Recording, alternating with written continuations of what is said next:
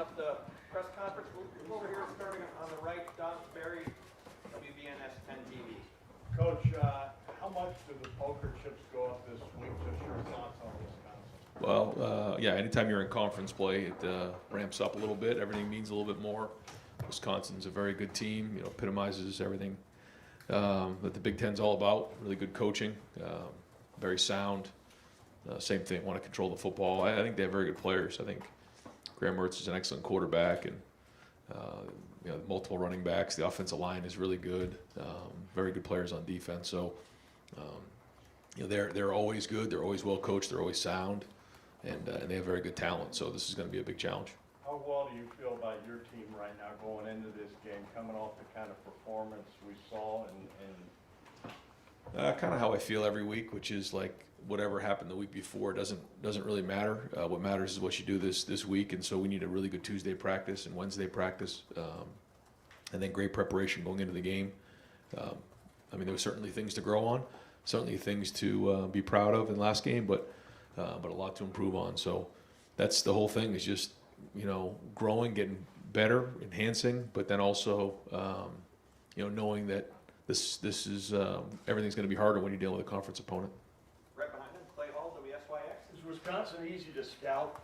They don't seem to depart from who they are since Barry Alvarez was there. Well, they have an identity for sure, which is important for a program. But they're very well coached, and know they're not easy to scout. They do a lot of different things, and they're good at them. And I think one thing that you know about them is they're not going to deviate from their plan. But they're very good at it. It's been very successful, so why would they? Year in and year out, they have guys who look similar, play similar, and that's a tribute to the really good coaching that goes on on their team. But you don't think they're, because they maintain all those characteristics, they're not? No, that's a good question. I just think that's what makes them good. Good teams have tendencies, but so do we, and then there's change-ups off of those things, but they're good at what they do, and they're a lot more multiple than you think. When you look at what they're doing on offense, they're throwing the ball a lot more than they ever have, in my opinion. Or at least in recent years, they're very good at that. Multiple up front in terms of the different fronts that we're seeing, the different coverages that you get. So, we got to be prepared, because they're very intelligent. They can handle high levels of information, and a good team. Third row right, Dylan Davis, Delaware Gazette. I know you talk a lot about toughness going back to the offseason and certainly leading up to the season. Is this kind of a perfect game for you and your team in that regard, given the kind of style of game you're probably going to see on Saturday? Yeah, like I said, it's kind of the epitome of the Big Ten. You're going to get this when you get into conference play, and we knew that. That's why we talked about this going into the game. We know their style of play, and that's not unique to Wisconsin. So we have to be able to play in these styles of games. Real quickly, about Dallin Hayden, getting a chance to watch the film and see how he performed. What is your assessment of his performance? Good. Number one thing is he took care of the ball, and he has to continue to do that moving forward, because the more you do that, the more trust you build with your teammates. And that's the number one thing everybody's trying to do, is show their teammates that they can be counted on. And that's the first thing. I thought he had some really good lanes to run. I thought the offensive line did a good job, but he also hit some holes and created some explosive plays for us. Right behind him, Spencer Holbrook, Letterman Row. Ryan, you've had a couple of issues so far this season at cornerback. What do you guys need to correct there? And do you see like an underlying issue there that could continue, or do you see that getting better? I think that there's been plays on the corners, and we got to do a better job of making plays when it comes to the one-on-one situations. But we have confidence in our guys that they'll make the plays, and it's a couple of them have been a little funky. Like the one in the Notre Dame game where he kind of bobbled it and caught it. Another one that was a little bit strange the other night. But still, at the end of the day, you got to do your job and make sure that your man doesn't catch the football. Cameron Martinez, he got his first start. I don't know if there's going to be any issues with Tanner and those guys coming back, but how do you think Cam played, and what do you see his future there? Great out of champion, played well, did some really good things. Got a new opponent this week, so be a bigger challenge for those guys. But I think that you can see that we do have some depth at that position, which is going to be important as we head into conference play. Right behind him, Katie Kapusta, Spectrum One. Hey, Coach, a little bit off topic is specifically about Wisconsin, but tonight Harry Miller is talking publicly about his mental health journey, and as an advocate for mental health, How important is that to see him sharing his journey with the community? No, I think it's unbelievable. Harry actually asked me to speak at it there and introduce him tonight. I wasn't able to do that because we have practice, but it was able to record a short video just introducing him and talking about just the courage of a young man who's had an impact on so many people. And I was very fortunate enough to be the one that recruited him.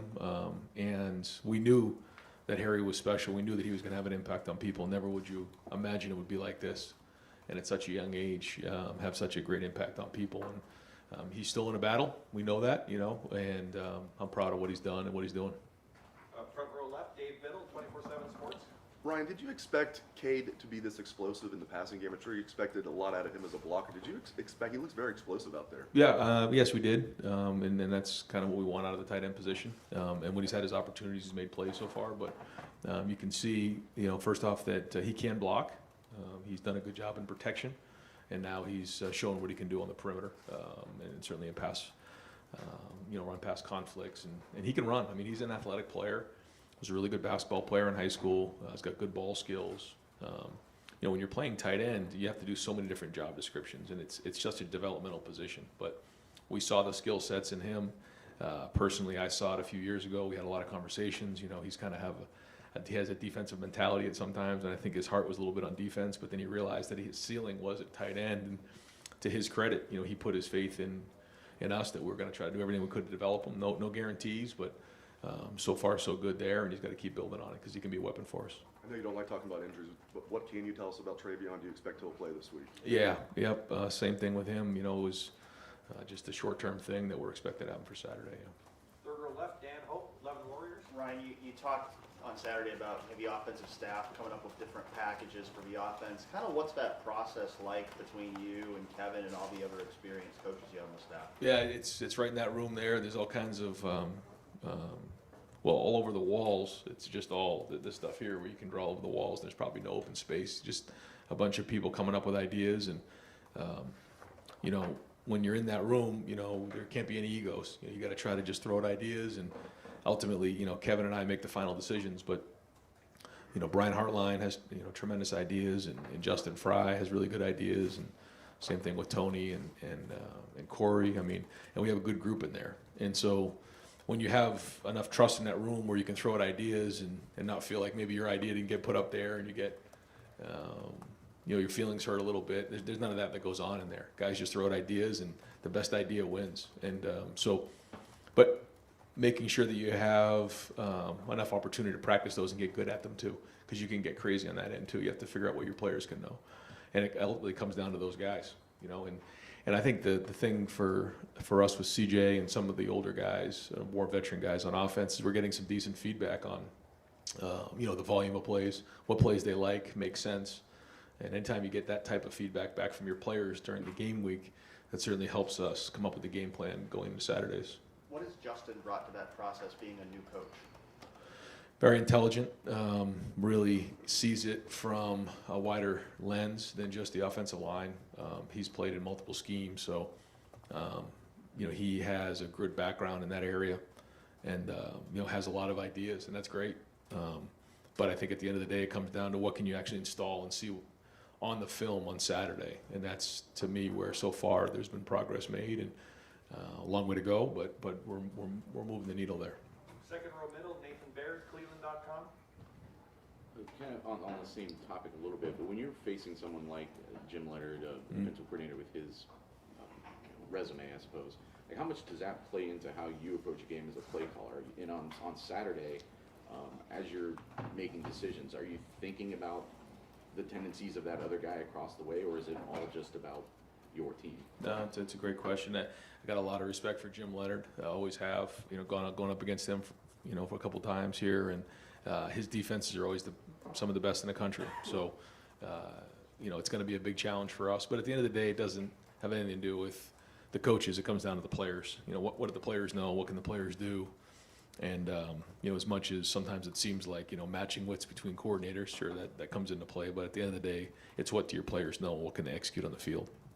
You talked after the game, and I think you said it during the week last week about how physical practice was last week. Was that something that just happened organically? Was it something that you and the staff were trying to instill last week? I mean, it's always an emphasis for us, but we know that has to be a big part of our game. And so, it's something we're emphasizing for sure, but the players responded, and it was what it was. I mean, if it's a good week of practice, you got to call it for what it is. If it's not a good week of practice, you got to call it for what it is, and typically that has an effect on the game on Saturday. So I think I mentioned this before. I get more anxious and worked up on Tuesday, Wednesday than I do on Saturday, because the work and preparation that needs to be done here in the next 48 hours is so important to how well you play on Saturday. Because if you've seen it on film and you've physically done it, it's just a matter of being competitive excellence. If you haven't done that, then now you're just you're hoping that it works out that way on Saturdays. And so that's why this is so important to do a great job on Tuesday and Wednesday. Last week you said Jordan Hancock sounded like he might be close to playing, but then he was inactive. Where's his status right now? It's been a while now since he's practiced for us, and we still think that he's close, but he's not where he needs to be just yet to get on the field. Fourth row middle, Pat Murphy, 24/7 Sports. Ryan, you guys started the season with Notre Dame. You opened Big Ten with Wisconsin. Do you like getting these challenges? Or I guess, what are your thoughts on getting these challenges out of the way early? I don't know. We play 9 conference games, so those are always going to be hard. And then when you add Notre Dame in there, there's 10. So, 10 out of the 12 are going to be this way. It's just kind of the way it goes. So that's where the competitive excellent conversation comes into play. And you got to be ready to go from the jump, and you got to play well the whole season. So, it's something that we knew going into the season, and it is what it is, and this is what we got to do. And the cross-division games, when maybe you don't see Wisconsin or other teams that you have on your schedule each year as often, Right. How much does that change what you guys have to do preparation-wise, film and Yeah, we have played them, so it's not like we haven't seen them at all. Some teams, like, maybe you don't see for like 3 or 4 years, maybe longer. But, we have played Wisconsin. We played them twice that one year, and certainly keep an eye on them. And then there's also the crossover games that you see on film on a week-to-week basis. So, but it is a little bit different because it's not like you play them every year. So, it's the same for both sides. It's just who can handle it better. Front row right, Austin Ward, Rivals, 97.1 The Fan. Ryan, after the game, Kevin was sort of talking about Mayan and Dow and having this one-cut style and committing to it and going, getting their pads vertical. Have you all felt that Trey has been at that same level with that, or maybe trying to do too much at times? How have you felt when he's been out there, not on Saturday, obviously? Yeah. I thought he, even in the few reps that he had early in the game, I thought he was running hard. And I thought in the Notre Dame game he ran hard, in the 4-minute drill especially. So I think that whole room is getting a mentality of running hard and taking some pride in that. And that goes, with the mentality of the offensive line and the tight ends and kind of everybody on offense kind of want that edge about him. So I think he's done his part so far, and I know that all of those guys want to run hard and be physical.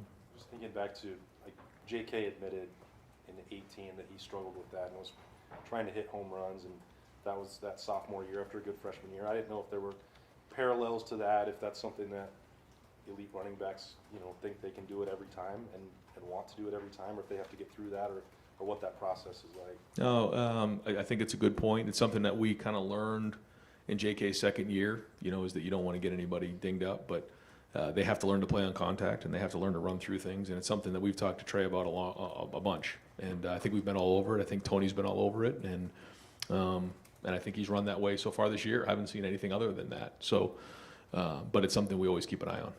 Third row right, Tony Gerben, Buckeye Huddle. Ryan, prior to this past game, when was the last time you called a fullback dive? I think I ran a fullback dive when I was in college, but I don't think we've called a fullback dive. That's the first time you've ever called one as a play caller? Yes. Going back to the question about the coaches who put stuff in and the ideas, whose idea was the I form, and how much has that been related to your call for toughness?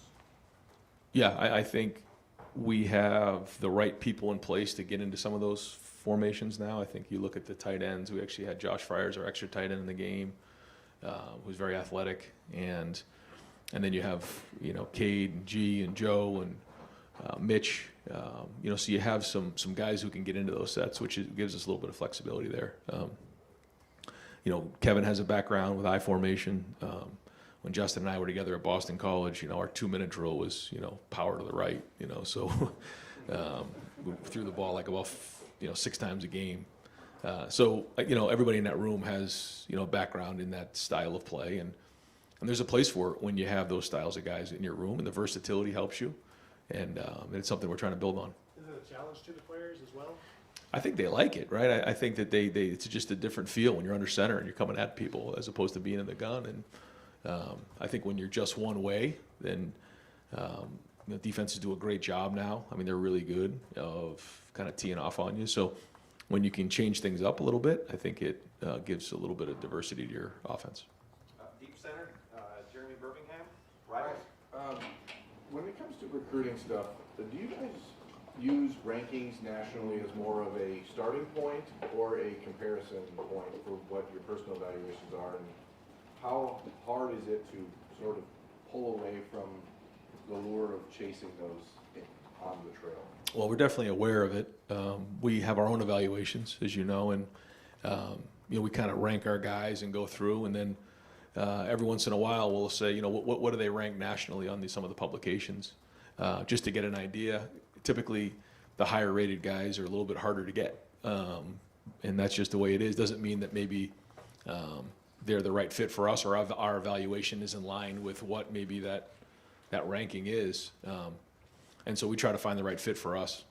And it's pretty close. The guys who are ranked high are usually really good football players. That's and maybe there's a couple that aren't.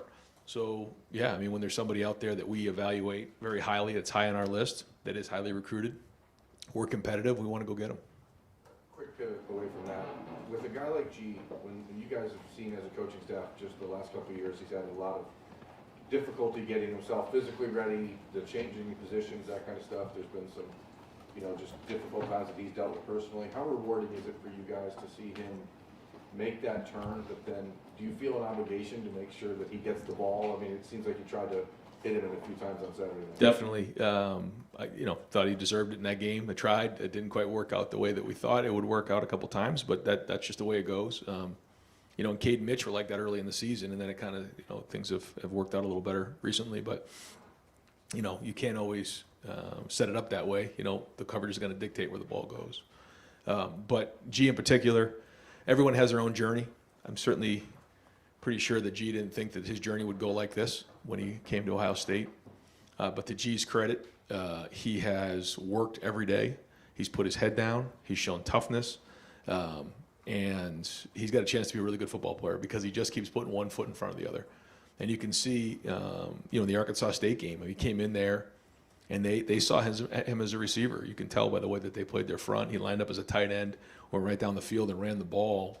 And that's important to have an athletic, physical tight end like that. So, we're going to keep building that. And, there's no guarantees because you just never know how things are going to shake out in a game plan or how it works. But he is going to be an asset for us on offense this year and moving forward. And it has everything to do with how he just keeps showing up every day and working.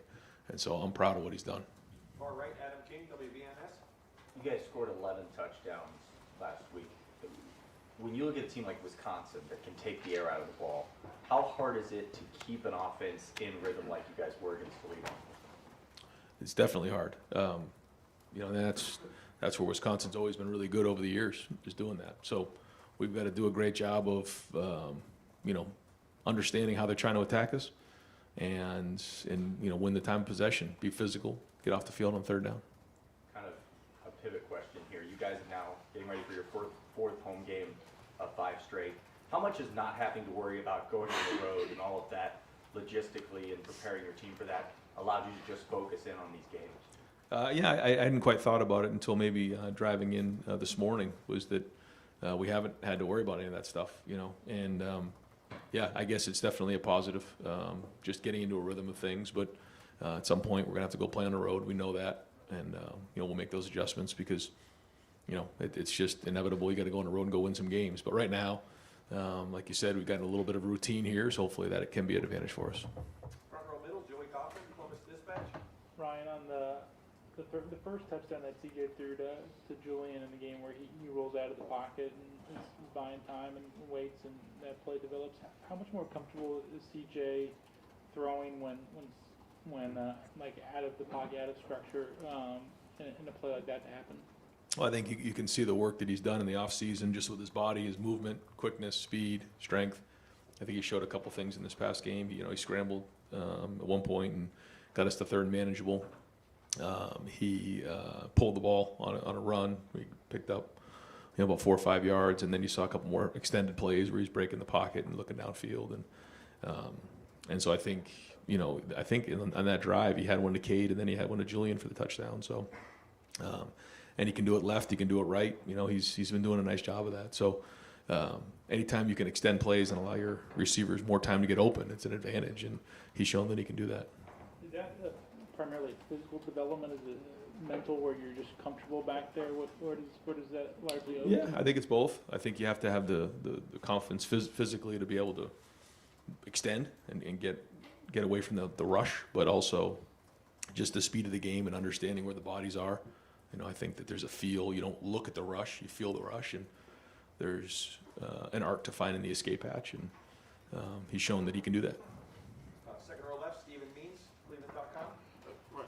You spent a lot of time in the spring emphasizing the need to build depth in that tight end room. Yeah. About what point in fall camp did you feel like you accomplished that to the point where you're running I formation and stuff and all that 12 personnel? Probably midway through preseason, just seeing how those guys are and that we can count on them. It's one thing to go through the off season. It's another thing to actually get on the field and see them do it. And then they start to put together a body of work. And like everything else, every day we're out there, we're trying to build trust in the guys around us, coaches, players, and those guys have done that. They've shown up every day. They've made plays. They've blocked. And again, those tight ends, they have to go block a 7 technique. Then they have to, against JTT or Zach Harrison or whoever they're blocking, right? Then the next play, they have to pick up a blitz of Tommy Eichenberg, and then the next one, they got to go get open against a safety or a corner on the perimeter. Those are not easy to do, and so it takes time to develop those skills, but they've made progress, and we've made progress there. Still, again, building on it, but I think there's been a lot of positive there. He's obviously proven he can be a weapon for you in the passing game, but so did Jimmy Rucker to a sense, so did Luke Farrell. Is him being maybe more involved at this point a reflection on his development, or maybe CJ's development, maybe getting to other reasons? Yeah, maybe a combination of everything, whatever that is. But give Cade credit when he's had a chance to make plays, he's made them. Right next door, Stephen Hellwagen, 24/7 Sports. Yeah, the last time you guys played Wisconsin, game 2019, you were behind 21-7 at halftime, and you haven't played them the last 2 years, so 3/4 of your team's never lined up and played against Wisconsin. Right. Understands the physicality, perhaps. Just they're not ranked. They lost to Washington State. Just from a psychological standpoint, what do you have to do to impart to everybody that this is a team that can beat anybody in the country on any given day? Right, and without sounding like a broken record, that's what it is every week. And any team can beat you, and you can beat any team. And you can say that once, or you can keep saying it to your blue in the face, but the guys have to listen, and they got to believe in you. And we know about Wisconsin. We know the style of play. We know exactly what we have to do, but that doesn't mean it's going to happen. We got to go do it on Saturday. And this is a very good team that plays really hard and takes care of the football. So we're going to talk to them about all those types of things and challenge them. But again, this is not something that's just coming up right here at 2:30 team meeting. I mean, we've been talking about this for a long time, and knowing that every week it's going to be a new challenge. What are these challenges? A lot of them are the same. You got to tackle well. You got to run the ball. You got to stop the run. You got to take care of the football. You got to play well in special teams. We know all those types of things. But then there's some things based on where your team's at, based on the opponent specifically, that you got to do that week.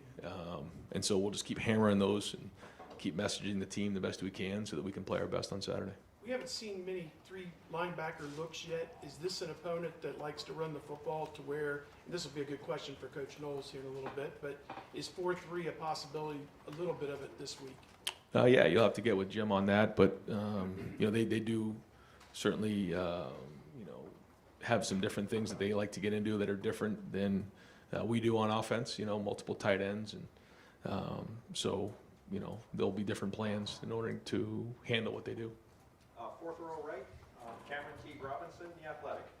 Ryan, you talked about G and kind of the growth he's made. Last week he was talking about how he's kind of realized the mentality of I don't have to have a catch to have a good game because he does so much.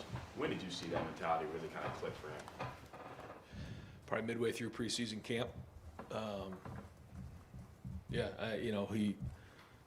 That approach tells you everything you need to know about his growth and where he's going. And I'm proud of him for that. And so that's got to mean something moving forward.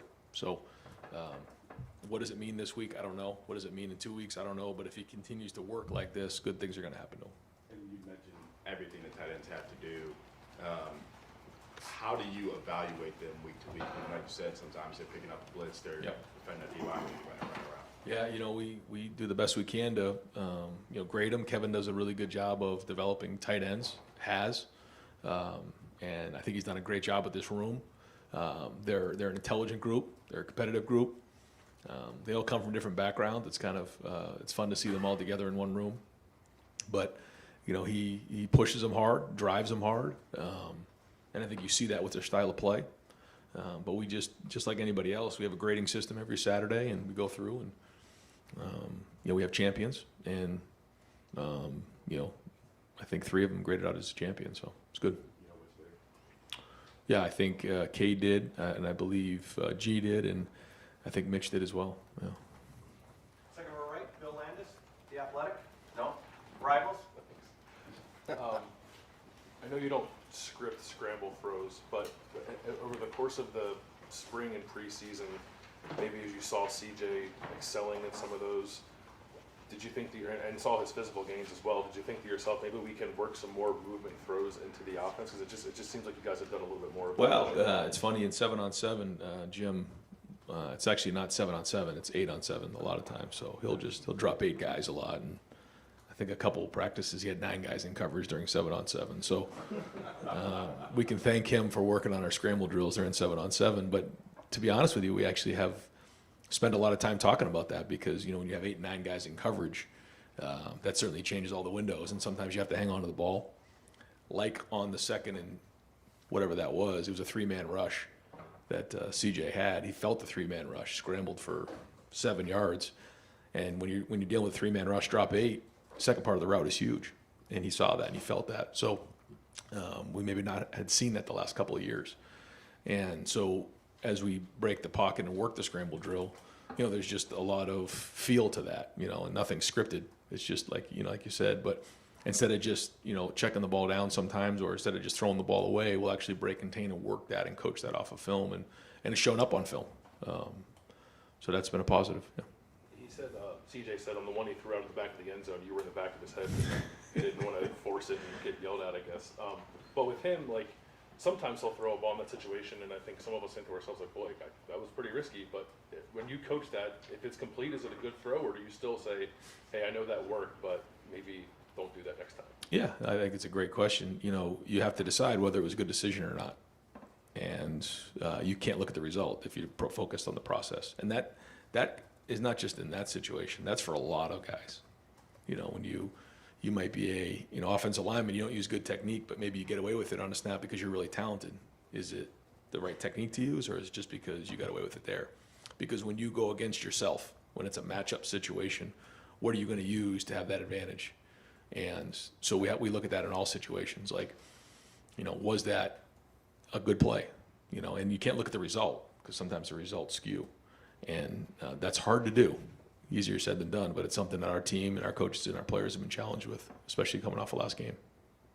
Right next door, Doug Maurice, Cleveland.com. Ryan, I know you're not in charge of this, but maybe you have an opinion.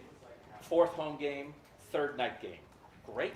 Love all the night games. Awesome. Or does it feel like a little much? It's been good for recruiting. Those are long days. They are. I do like when a noon game is done at about 4:30 and you can go home and enjoy the rest of the day. But I also love seeing Buckeye Nation, 105,000 people strong. St. John's Arena was rocking. The stadium was rocking, and that was great. And the electricity of the Horseshoe for a night game, there's nothing like it. And so that's the give and take, I guess. I'm good. I'm excited we have a night game. I'm excited to see Buckeye Nation again come out and support our guys, and we really like to be loud in this one. You know, I was thinking about the game in 19. You know, that was a noon game. This is a night game, so Buckeye Nation's got all day to get excited and get fired up, and let's go make this the loudest it's ever been. The discussion that comes up a lot with opponents like Wisconsin about identity, right? Yep. So, from your standpoint, Ohio State, again, it's not what we think, it's how opponents view you, right? What's the balance between we want to have an identity, but we also want to break tendency at time, we don't want to be too predictable? How do you go about balancing that? Yeah, we take that very seriously. I mean, we've made it very clear from the offseason to the preseason to now is that, you know, we want to be tough, we want to be disciplined, and we want to be skilled. Those three things. And that needs to be our identity. Now, on each side of the ball, we have schematic things that give us an identity as well. But we need to be those three things. And that's why I was upset a couple weeks ago with some of the penalties. But I thought we were better this week. I think we've been playing tough. And then the skill of, you know, it's not just about your talent. It's about the skill of your position. It's the skill of playing football and pad level and hand placement and taking care of the football and just all those types of things that you need to be a good football player. So those are the identity. That should be the identity of the team. In terms of offense and defense, yeah, you need to have tendencies because good offenses and defenses and special teams have tendencies, but you also need to mix it up a little bit. And that's the balance you try to find. I've been there before. We've tried to do too much and we can't execute very much. I've been there before where you think, well, we'll just line up again and do the same thing, and they've been getting ready for that on the other side of the ball, and it doesn't work. So, you know, you just try to find the best balance you can. Got time for just a couple more front row. Bill Rabinowitz, Columbus Dispatch. You've obviously harped on toughness all year. Are you at the point now where you feel confident enough about it that you're looking forward to a game like Wisconsin because you're confident in it? Or are you thinking, well, there's still some questions and this will reveal something? I think when you look at you know, any team, you know, if you can do it, it's just a matter of doing it every week, right? I mean, you know, you can execute on third down. You can be disciplined. You can play with really good pad level and run the football. You can stop the run. You can do those things. The question is, can you bring it every week? And that's what it is. I think we've shown that we can do those types of things. But the challenge is the competitive stamina, and can we do it week in and week out? So, you know, this will be a very, very good team. You know, it'll be the best quarterback we've seen. It'll be the best running back we've seen. It'll be, you know, a lot of best we've seen so far. And certainly the first conference game will always be a challenge. A question about Luke Whippler. Center's got to be the leader of the line. How is he in that role? And just anything else you might want to say about Harry's development? Or I'm sorry, Luke's development. Yeah, no, you know, Luke is typical of a center. He's type A. He wants to get everything right, but he takes a lot of pride in his work and works really hard. I see him in here getting extra work, watching extra film, and that's what you want out of your center because he's the guy who's got to get everybody together. And he does a very, very good job of that. You got to be a good communicator. You got to be able to process high levels of information. You got to be able to make in-game adjustments. And he really feeds off of that. And he and Justin have really built a good, strong relationship. So, you know, because of that, you know, it's been great. Yeah, no, I'm saying he and Justin Fry. Oh, Justin Fry. Okay. Yeah, I think that the two of those guys really get along well because, you know, they spend a lot of time together in that meeting room, going through the fronts, going through the protections, going through the identifications and the adjustments. And final question, front row right, Tim May, on 3. Yeah, I got like 1,000, but following up the I formation, what has impressed me about you since you've been here is you're not just running one play out of it. You know, you were talking about a little bit ago with Doug about the diversity and stuff, but there was such a sample size there of what you guys can do out of the I, and how important is that for you not to just have a little gimmick in, but to have branches off of that limb? You understand what I'm saying? Yeah. Well, I think it's important that, you know, when you put something in, like you said, it can't just be one, because then what are you doing, and then are you building off of it moving forward? And so you want to have a package when you're putting something in, you know, and sometimes it works out really good, sometimes it doesn't, and when it does, you build on it. And that's the idea, is that you're trying to build something for down the road. You're not just putting it in there and splashing it in there. Yeah. And the other thing, this pre-conference schedule, as you look back on it now, you've developed depth at wide receiver, playing depth at wide receiver, in the safety room. The offensive line guys got to play a lot. in the second half of the year, I'm talking backups and stuff. Yep. As you look back on it, has it been a pretty good developmental preseason schedule or pre-conference schedule? I mean, we're in it now, but I think in those 3 games, like you said, there's been some things, some boxes that you can at least check to say, okay, now going into conference play, we at least have an idea what we're dealing with here. Some by necessity, some because it just worked out that way. But yeah, I'm not that we have all the answers right now, but there's been some boxes checked for sure, but still a lot more to check.